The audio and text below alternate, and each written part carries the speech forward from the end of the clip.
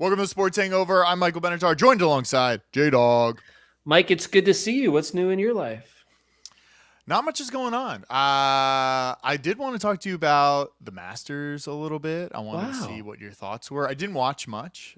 Just saw Well, like you were headlines. invited to the Masters Sunday Sure. party. We had a great Sunday at I'm going to remove the Your name of my resort? apartment complex, my resort that I live at.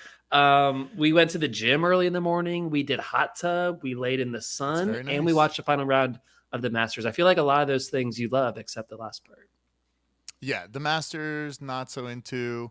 But I did see like the Live boys and the regular PGA boys all playing together. I heard some rumblings of maybe them not featuring some of the Live guys a little more. I did find out more about the Masters and how they film. They don't charge ESPN or anybody to actually broadcast because they want full control of the broadcast, which I did not know, which I think is a power move. They're so powerful.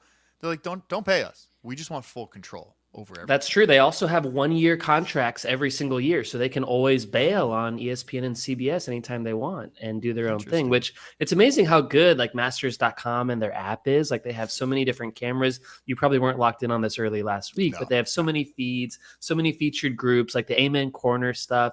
It's like their TV coverage starts later than every tournament, but it's also cool how like into the 21st century they actually are when it comes to their technology. Did and then I saw something else. Who's the guy that does the announcing on CBS? Good Voice. What's his Jim name? Nance? Jim Forget, Nance. They you forgot stole like Jim? one of his like slogans and use it as a slogan for the Masters because the Masters controls all aspects of it. So no matter what Jim Nance said, it's like, oh, I'm the sure Masters are going to Jim's use okay this. with that. As people know who have been longtime listeners to our show, Mike, the Yeah. Masters, Augusta National Golf Club specifically, is a magical place. And I'm a big golf guy, and I think a lot of golf courses don't live up to the hype. They're not as cool in person sometimes. Augusta's not like that at all. Augusta is Yeah. the one sporting event. You know, I've been to World Series games, I've been to Yeah. NBA playoff games, baseball playoff games, some of the biggest sporting events out there. The Masters is the one that consistently lives up to the hype, and you can hype it up in your head so much how cool it is, how unique it is, how affordable it is if you actually win the lottery and get tickets, all those things. And then it still overpowers it all. It's still that special, and people have the time of their life. There's no cell phones out there, is one of the coolest things. You can't have a phone, and Scott Van Pelt said it best. Everyone's having the best day of their life because they're at the Masters and they're all present because they don't have their phones. Like what Yeah. other place in the world does this happen? You saw those trees fall down, I think on Thursday during the Yeah. storm. Very little footage of it because no one had cell Yeah. phones to record it. Anywhere else in the world, there's so many Yeah. cell phone videos of that. How all right, how do the Masters make money, first of all? Is it just course fees and everything like that? How are they so powerful? And why and can you buy tickets secondary market to go to the Masters? So first of all, there's a ticket lottery which you can always sign up for. I do know someone who won it once, and if you win the Okay. ticket lottery, you get tickets either up to four or less if you want less for $150 a ticket, which is insane. I That's want to pretty bring my good. dad. So this is a fun fact. My dad was born in Augusta, Georgia, at a hospital in Augusta, and his parents moved to Ohio when he was a baby, less than a year old. And he's never been to Augusta Yeah. National, but he was born in Augusta. But I'm like, shouldn't there be like a thing if you're born in Augusta, you get to Yeah. go? Because I want to bring my dad. And so I've talked to my brother about this. It's very expensive to go on a Thursday or a Friday, early rounds. The tickets this year on the secondary market were $3,300 a ticket. Whoa. So for me and my brother and dad to go would have been $10,000, not counting Yeah. travel and everything else. And then on the weekend, the get-in price was $10,000 on Saturday and Sunday. That's $30,000 for three people to go. Again, nothing else in sports. Super Bowl tickets don't even cost Yeah. that much. That's crazy. Yeah, because I was amazed that the Masters don't get paid for their broadcast because it seems like such an event people tune in for, and I didn't realize that they didn't get paid. So Well, they I don't make a know. lot Do of they? money in a few ways, right? One is the merchandise area, which we saw a lot on Instagram, how it's popping and it's Yes, amazing. And the only place you can buy stuff is at their merchandise area on site. which And is so cool. people end up spending thousands of dollars and like shipping their stuff back. I went, it was 8 years ago, was the last time I was there. I made a little less money then, so I didn't spend You didn't $1,000. buy And it now all? I wish I spent thousands of dollars 8 years later on it. That's one way they make money. They have three presenting sponsors.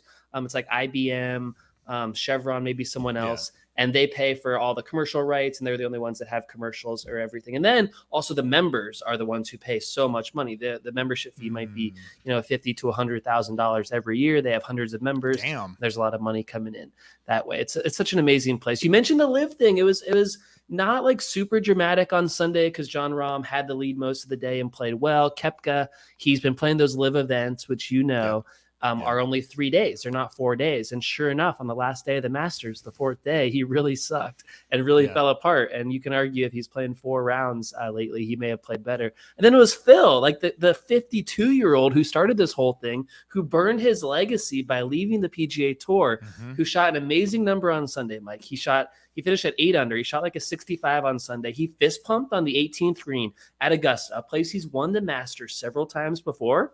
And all the camera shots, 50% of people didn't even move for him, didn't even clap, didn't even stand up and cheer, nothing. And it shows you his legacy because of live. Like he damaged it so much.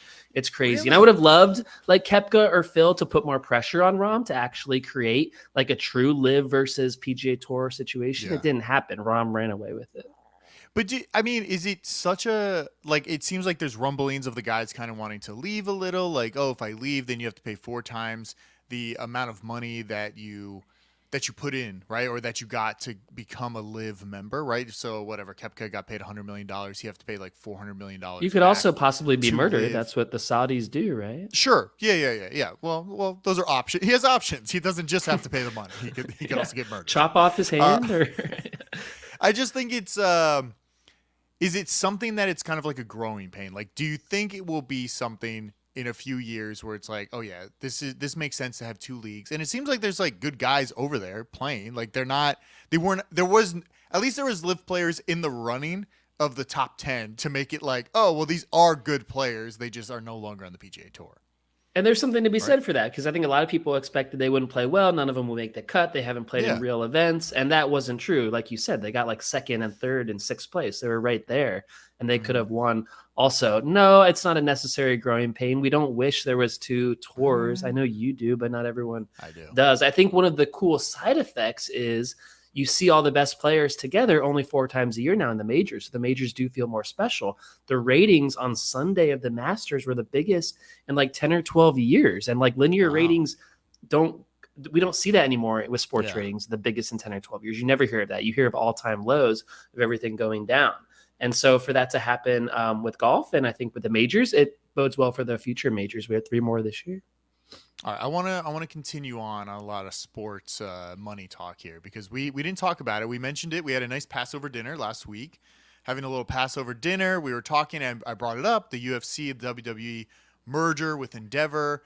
I think this is a big deal because I don't know. I have to go back to the tapes, but I felt like this would have been I swore this would have been the perfect match to have them. Wait, is this your prediction, your Sportstradamus? I felt like this was part of my Sportstradamus prediction because this makes sense, right? The UFC, WWE, I feel like it's a perfect mix together. I don't know how they're going to integrate it. Like, are you going to see crossover from guys like going from WWE and actually going to real fighting? Or are you going to see the reverse, like UFC guys making a little more money coming to WWE? But I thought it was a pretty great purchase. Like, it made sense. Like, you didn't want to see these networks buy it or something like that. I think the Endeavor thing makes sense because UFC's been doing really well. I'm not ready to say that. I don't know what the future of this deal is. I don't know why the UFC and WWE have to be under the same umbrella. I don't know why it necessarily helps. I think they're both iconic, amazingly profitable brands standing on their own. I don't think they need to be married together. And I also don't know what it means long term. Like, I don't know that just because they're owned together by Endeavor means they're going to be on the same broadcaster, the same streaming service. It could definitely still be sold separately. So I think a lot of that remains to be seen. I'm happy, going back to the Saudis and Liv, that the Saudis didn't buy WWE. There's like one day a few months ago where that took over Twitter and like wrestling fans were so upset because like, what does it mean? Because it's really affected golf in a big way. What if the Saudis controlled WWE and changed the way all their events work? So at least that didn't happen. I guess I like the idea of it because it almost seems like we're going into this, whatever we want to call it, like 3.0 of streaming television wars. People are merging and kind of almost shrinking back down to what we would call our original cable bundles back in the early 2000s when we were paying $150 for cable, because we're almost there. If you're getting the new HBO Max 4K, I think that's $20. Netflix is $20. Do you want the Peacock? Do you want no ads, ads? There's all these different Well, let's tiers mention to it. YouTube TV. They used to be Yes. our friends. We used to love Yeah. YouTube TV, and it's great that they're getting Red Zone. We don't love how they're raising the price $10, and they took away MLB Network. That part affects you much less than it does for me. It does, But yeah, it literally, does, they did like in the same move. They like dropped MLB Network and raised it $10. And like I watched So they 4 dropped them. channels, and that's one of them. Yeah, they don't have MLB, and so I'm thinking about a little trial run in May of trying a little no YouTube TV, and maybe I'll come back for football season, maybe not. I'm just saying, like YouTube TV used to be our friend in this fight, and now less so. So last year I did a trial with Hulu, and I will say Hulu is not the greatest. It is a lot of issues. YouTube TV, you turn it on, you know what you're getting. It's an easy menu. Hulu makes you find stuff. It's like, oh, you want live TV, or you have this. I still have Hulu, but I just have it for shows. But I also have ESPN Plus attached to it in my Disney Plus account. So I get like live hockey events or some other live events occasionally because I have ESPN Plus. So it's kind of like a mess, and everybody's condensing down. But I thought this was good for UFC and WWE, because I thought this is how you can sell something to a bigger network and be on that network, and that network will have this live action sport that a lot of people are looking for and pay a lot of money for, right? Like if this went to whoever, if Netflix got it, or Peacock or Paramount, somebody wanted some live sports, I thought this would be a great package deal, because they're like, hey, Monday nights we got WWE, we have the UFC fights, we have all this. I don't know. I kind of see it consolidating down. You like that they're together, and you kind of want them lined up like in the same network, and then it becomes like Monday UFC, Tuesday WWE, Wednesday UFC. Give me TV. Like, that's like every night. It's like the Endeavor Network, and maybe Endeavor just starts their own system. They could, probably not at this point. There's so much, like you said, there needs to be shrinking before there's expansion. But interesting thought. I think they're 2 powerhouse brands, and you know, I didn't know much about wrestling until the last few years, but WrestleMania, like in LA, it was such a big deal, and it was huge, like expensive to go, and people loved it. And there are so many wrestling fans out there. So let's talk about YouTube TV. What do you think about the pricing? The tiers came out. It's like $350 if you wait, $280 something if you get it early. This is for Sunday Ticket. Is it still called Sunday Ticket? What are they calling it? It's still called Sunday Ticket. I think just Sunday Ticket. Like that's I feel like it's such an old man term, because it's like I'm so used to it on DirecTV. It's going to be more affordable than it was with DirecTV. And you don't need to have the stupid hardware on your house pointing to outer space, which is a great thing to welcome in 2023.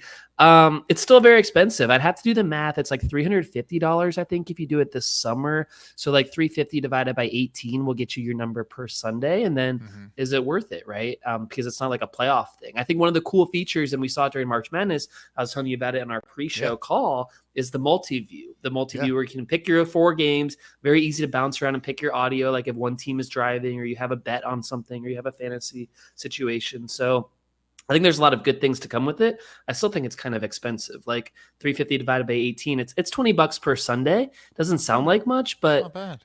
That's the price of YouTube TV itself is now $80 a month. And so, but 4 Sundays a month is also $80. Is it not? I think it's about the same cost as what Dish or whoever DirecTV was offering, right? It's around that. We thought it was going to be around this price, right? We were thinking like, oh, it's got to be around $400 because it's really expensive. We knew it. You had to add on. It couldn't be like, an extra $3 for YouTube TV and you have it. Everybody That'd be amazing, but everybody would the NFL is charging Google too much. Like Google can't absorb that cost as much as we want them to, and actually they probably could because they're Google. They're not going to, of course. I like it. I'm going to subscribe. I signed up to get an alert when I can finally purchase it and see if I can get it. Because I would love to have like Red Zone as like the center screen and have like other games on the side that I want to watch. Because you're only getting some Sundays. You know how the NFL schedules it? It's like some Sundays you're only getting like 3 or 4 games in the afternoon. You can have every single game on the screen or a Red Zone on one corner and then the other 3 games you actually want to watch. So it's kind of, I don't know. I'm kind of excited about it. I've never experienced Sunday Ticket at all, like having it myself. We've had it with our mutual friend, and he brings it over on his laptop and posts up the Steeler games, but I've never actually had control to see like what all the features are. So I'm excited for it. I'm not opposed to just sticking with Red Zone. Like I enjoy Red Zone. Some of our friends said it's too frenetic for their Sunday afternoons. Too much anxiety this week, and I don't feel that way. It's like I love it. I love the back and forth, the pacing, the Scott Hansen voice. I love so much of it. Like maybe I'm okay sticking with Red Zone, but maybe I'll sample yours in week 1 and I'll see if I sample it. See, I mean, you're better off buying it early though, so you can save like $100. The early bird, which if I Yeah. cancel YouTube TV, I won't qualify for. Yeah. The NFL draft is also coming up. Speaking of football season, it's 2 weeks away, which is crazy. So next week, hopefully we can do a little bit of a bigger preview. Maybe J-Dog will have a mock draft, but I'm not as into it this year because the Dolphins don't have a first round pick. They started the draft season with 2 first round picks. One of them they gave up because their owner was corrupt and was trying to frame Brian Flores for tanking. And the second one they gave up for Bradley Chubb, which you can also argue is not worth it, but we'll see if the guy has more sacks this year. People are expecting your list, Jeremy. We want to see what's going on. We're going to be in Vegas during the draft, right? That's true. That's very exciting for the day? second and third rounds of the draft. Second through seventh rounds, really, second and third days. We should play some bets. We're going to be gambling. Been watching a lot of blackjack videos. I'm hoping to win some big money on blackjack tables. I hope it's a pretty lit weekend in Vegas. Come hang out. We'll be in Vegas that weekend. If anyone else is there, hit us up. But the point I want to talk about here as we're leading up to the draft is the Texans are picking second. And the Texans have been in this abyss ever since Deshaun Watson was slinging passes to DeAndre Hopkins, which feels like 5 years ago now. It feels like a while. I mean, Deshaun Watson has been involved in a lot since he was like making touchdowns for the Texans, right? Yeah. Hopkins is on the Cardinals. He's going to go somewhere else this offseason. Like he's kind of out of it too. So the Texans have been rebuilding for several years now. Like they've been running Davis Mills out there and these clowns at quarterback. Now they have the second pick in the draft. And we already saw the Panthers trade up and they're going to get that big quarterback. And that's very exciting for them. The Texans pick second. And Mike, there's like 4 to 5 quarterbacks who are good enough to go in the first 6 picks of this draft. Like it's a quarterback draft. We don't see this every year. Go back to like the Josh Allen years. Josh Allen, Baker Mayfield, Sam Rosen, who busted, and then Sam Darnold. Those were the 4 quarterbacks kind of in the first like 5 or 6 picks. It's going to be like that this year, and some won't work out. The Texans are now floating the idea they're not going to take a quarterback. And I think it's terrible. I think it's so stupid. You have the pick. It's right there. You have the option. You have to shoot your shot when you're in that position. You can't be terrible for years and run Davis Mills out there and then have the second pick and say, I'm going to pick a defensive lineman that also might bust. It's crazy to me. And I don't know if this is a smokescreen or what it is, but it's pissing me off. Do you think it is a smokescreen? Because I feel like it's like, oh, we're not drafting anybody. We got Davis Mills. We're super happy with it. Because if there's enough quarterbacks in there, could they drop back? Could they trade that pick and get a few extra picks? Maybe get somebody in like the late first round. Yeah, they could. They need the help. I get it. But what's the smokescreen aspect? Like they're saying they don't need a quarterback, so they're willing to trade. Like you don't have to qualify the first part. Like you can trade back and not tell the league that you don't need a quarterback. Or are they trying to get like the third people to trade up to number 3 with the Cardinals, which has been rumored to take a quarterback? But it's like you have to assume the Texans are still going to take a quarterback if you're going to trade up for that spot. You can't act like they're being honest. I guess I get it. Like if you're negotiating, it feels like a good leverage play to be like, look, we don't want a quarterback. We want to trade back. And we're not willing to move if you don't give us a good deal. So it's almost like we're in a power position in a sense. Like we don't want to move, even though I don't even think a quarterback is going to help that team because there's like no one really there, right? Like everybody, I feel like left. There's no good wide receivers. Isn't Cooks? He's not there anymore, right? I thought he went back to the Patriots. Where is Brandon Cooks? He went somewhere. Yeah. He's traded all the time. Maybe not the Patriots, but he's always being traded. But yeah, I don't know. I'm not that excited. Like. The Texans are not where I'm looking at. I'm looking like, oh, are the Seahawks going to draft a quarterback? You got traded the Cowboys. Cooks is on the Cowboys. Okay. All right. That? Yeah. Good.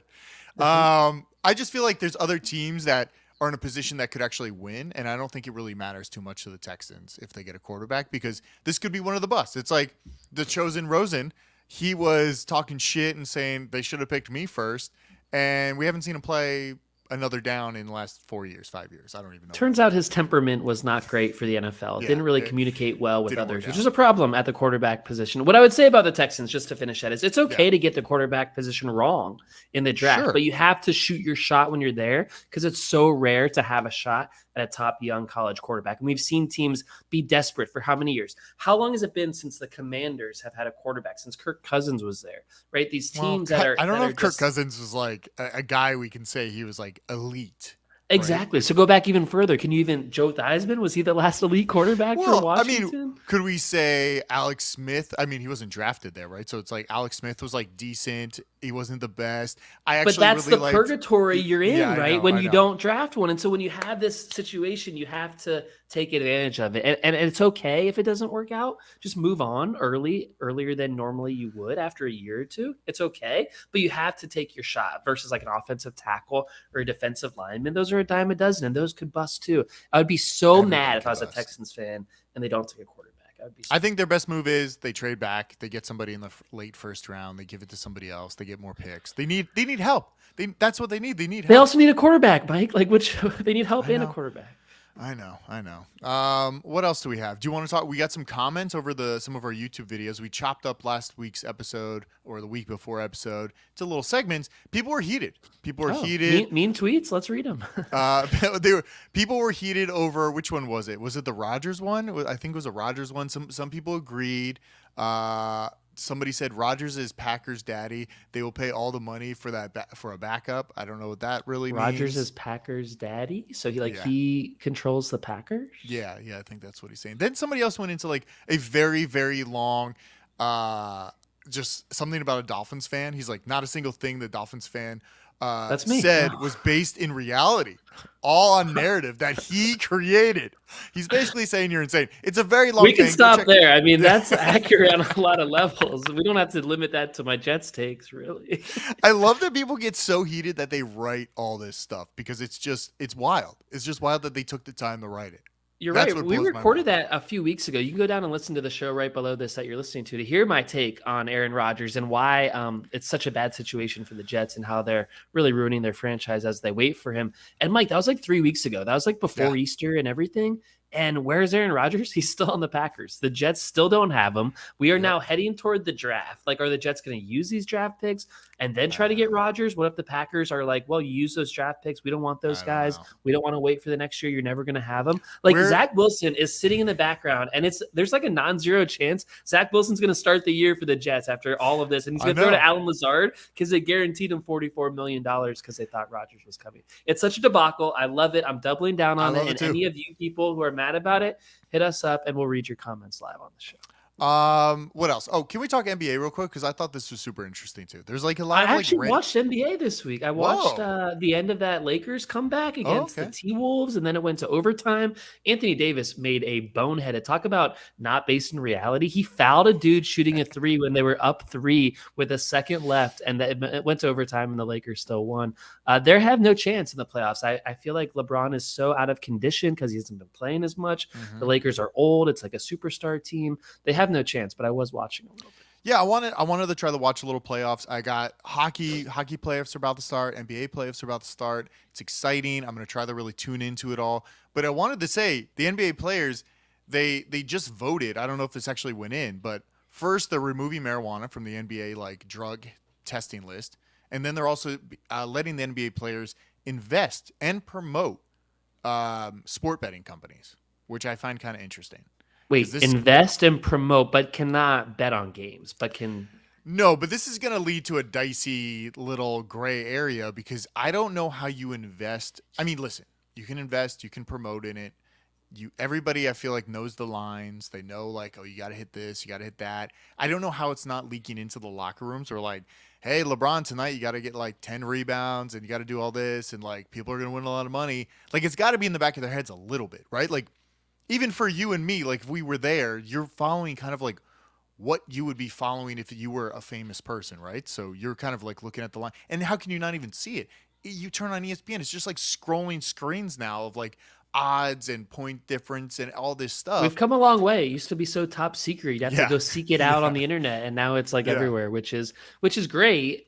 We still have a ways to go to normalize even more. And we have a lot of states to go like us in California who can't do it. Yeah. I do think the idea of investing in or being involved in marketing with seems okay on the surface because you're not tied to either side of the bet. You want action on the game, right? Sure. So you're supporting action. Go bet on your favorite team, your favorite player. Yeah. I think it's somewhat okay for now, but you're right. It's a dangerous road to go down, but we support that road and going down. We do, but you can even go back to like when that, I don't know what the ref's name is, but I watched his documentary about him, like Donaghy, like fixing the games. Like there can be moments where, look, we probably haven't caught half of the people that have fixed games or thrown games or have done certain things because we've never come across it. It has not become a story.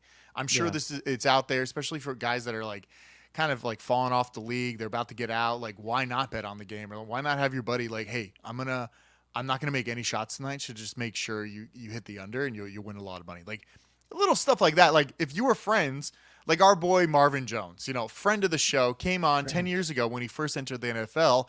If me and him were still talking, he's still a friend of the show. We just don't talk personally. If we Mhm. were talking, he's like, "Hey, my ankle's still messed up. I'm not going to get many throws tonight." I'd be like, "Oh, that's great. Like good info." That's the kind of stuff that's hard to even hide from people. And remember, like WWE's like, we got to get people gambling on these games or these matches. That seems Scripted. wild too. Yeah. Yeah, like Yeah. it seems insane. So letting players do this, I feel like it's a slippery slope to something. But I'm glad the NBA has always been pushing the boundaries, like marijuana off the drug list. We're letting players promote this stuff. I like that they're always kind of pushing it a little bit because it's good, I think, for the league and the fans because it's kind of like showing like, hey, we're with the times. We know this is no longer an issue, and we're going to go forward with it. And I like that about the NBA. It's clear the NBA, more than any other league, is a players first league. They allow the players to do what they want when they want Yeah, to do it, and they have transferred the power. And maybe this is good in a lot of ways, from the often racist white billionaire owners to the players who are making them billionaires in the first place. So yeah, on the surface, it makes a ton of sense. I think what I've seen a little bit recently is Adam Silver, the NBA commissioner, is getting some backlash because there's too much power now with the players. Like Luka doesn't want to play with the Mavs, and so he hasn't been playing, and they've been tanking, and no one's going to their games, and you might buy tickets, and you don't get to see any stars, and it's a problem in certain cities who are not going to the playoffs. And we sure. talked about this before, where you believe that the players should have all the power, and I'm a little more skeptical of the players teaming up to have like 4 super teams, and all the other teams aren't watchable most nights of the week. And so I think it's a concern in some ways, but the NBA is not being secretive in what they're doing. They're giving the players as much Yeah. resources and power as they can. I think it's an issue too that I mean, this all started probably when LeBron made his decision, right? This was like, oh, light bulb, like I can make my own decision and go wherever I want. It's kind of gotten out of hand. They definitely need to do something to kind of like rein it back a little, like minimum amount. Like I've heard like people say minimum amount of games, hit MVP or something like that, play time. They need to do something because it is getting a little too much of like, hey, you got to play the game. You can't just rest all season and try to make the playoffs. Like we need this is a long season, kind of like hockey. Like you need guys out there.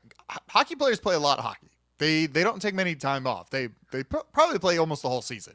Yo, I saw Sidney Crosby on the ice in person with my eyes in the third period of a game. They're winning 8-1. He's still Yeah. skating around the Yeah. ice. They had a game the next night. They had a Yeah. back to back the next night, and he's still skating around in the Yeah. third. And so there's a difference of like committing to your schedule and being like, oh, we have a game Sure. tonight. Our starters are going to play, and then the fans expect it. And I paid money to go see the Penguins. Yeah. I've never seen Sidney Crosby in person. I was so happy he played, and I got to see him score and all those things. It's just hard in this world of the NBA where, like you said, so often the players are not playing and then people are spending money. It's like, why is the NBA schedule so long? If that's how it is and the Yeah. superstars can't keep up with 82 games, make it 60 games. Sorry, owners, you're Yeah. not going to make as much money, but you shouldn't make money from when the backups play, but you charge for tickets and concessions and parking the same as if Luka was actually playing. I mean, our greatest NBA season that we watched was the bubble season because we both were committed because it was a shorter season. We were like every game does matter, and we were actually into it.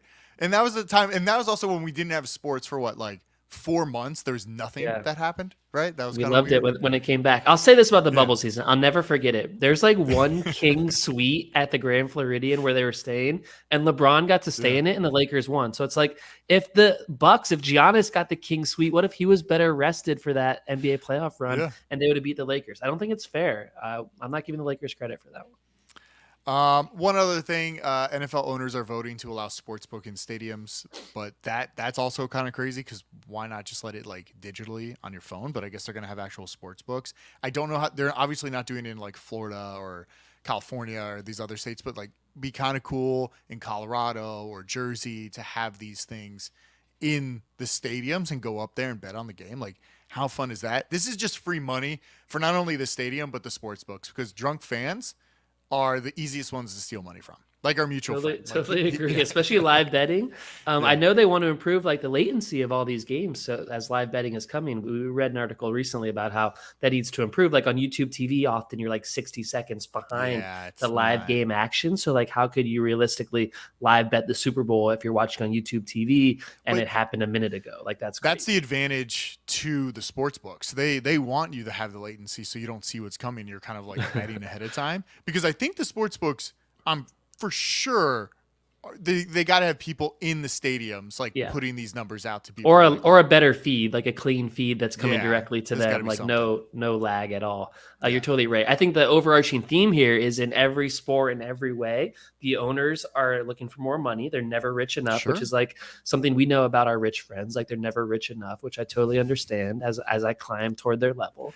But I just think, ethics go out the window when it comes time for money, and whether it's Sure. NBA players investing in gambling companies or it's sports books on site for drunk fans to bet, it's all about ethics out the window to make sure we make our extra buck, which isn't always the worst thing for the consumer, but it can be a sketchy thing at times. I want to say one other thing. I had a story here. This is also bad for the consumer. I don't like the fact that Fanatics is taking over the official NHL jersey next year. Adidas is out. Adidas was making the jersey. They are no longer they're not making the jersey anymore. They had some cool jerseys, cool alternatives that came out this year. Fanatics is taking over. I do not picture Fanatics as a legitimate sports brand that I want having my official uniform made from for some reason. I don't know why. I want like the big ones like Nike, Under Armour, Adidas. Fanatics, I don't like. I don't like it at all. I know a lot of leagues have a lot of money invested in it. I know it's a lot of official gear from like MLB and all this stuff. I don't like it at all. I feel like it's just like NHL gave up. They're like, give us the money and we'll let you make our jerseys. We don't care at all. The NHL is It in a sucks. position they need money, right? Their last I TV hate it. deal is a little questionable, the way they're all piecemealed throughout different places now and streaming and TV. Fanatics is a powerhouse. Michael Rubin, I think, is the one who created it and runs it. It's a powerhouse. It's everywhere. I've heard they might want to get into media and sports rights. I to have kind of all. build that You part want me? out. Do you want me to read the investors real quick of this? Yeah, So yeah. notable Fanatic investors: the NFL, MLB, NBA, NHL, MLS, NFL Players Association, MLB Players Association, NBA Players Association, Fidelity, BlackRock, Rock Nation, SoftBank, and Endeavor Group, Jay-Z, Qatar Investment, like tons and tons of stuff. I feel like you just named the Illuminati. Like that is who the Illuminati is. Like all the 'cause most Jay-Z's on powerful there. rich people. Yeah. Yeah. So yeah, Michael Rubin, he owns slightly over 80%. The NFL, MLB, NBA, and their unions own about 14%, and then like the other groups approximately like 3.5%. So Mike Rubin's got a lot, and it seems like so Adidas was paying the NHL around $70 million per year for the rights, and that deal was signed in 2015. I don't know what the deal is, how much they're paying them, but it better be more, and these jerseys better be cheaper because Fanatics, I don't know if the quality is the same as what Adidas was giving us. So I would say if you're a fan of a team, buy the jerseys now because you're not getting good quality in the 2024-2025 season. Well, if we're being honest, I've never had a good experience with Fanatics. I feel like shit is always delayed. They send the wrong size. Yes. I ordered a hat the other day. It was supposed to be 65% off on their special deal. It was only 30% off, and then it's shipping in like 2 weeks. Like, what is going on? I think it's like a print-on-demand service because every time I order something, it does take like weeks to get to you. Yeah. Like, what is Don't you just have this available? It's like very in weird. bulk. Yeah. It's so weird. Yeah. It's an adjustable hat. It's not a fitted hat. I know. Not good quality stuff. I hate it. All right. That's it. That's all we got. Check out thesportshangover.com. Check out our YouTube channel. Go to youtube.com/sportshangover. Find our shows. Like it. Comment it. That's where we can interact with you. That's where we want you to interact with us because we're going to be putting more on YouTube. Every single show, by the way, if you ever want to see our faces, almost every single show for the last 2 years is up on YouTube. I'm So sure just people want to know. see what we look like. Also, we have shows when we did full-time YouTube and not podcasting from the 2012. Those are the ones to really go back and see what we look like. Makes me feel 2012. so old. Yeah, Oh my God. we looked a lot younger. Yeah, we've been doing Hey, it at least for I a had while. that era where I didn't have hair, and now I'm back. Well, it's not the same. It's not the same. Not but the it's same. back. It's there. That's true. Hey, let's go have a post-show meeting at Korean Barbecue. All right, I'll see you there. See you.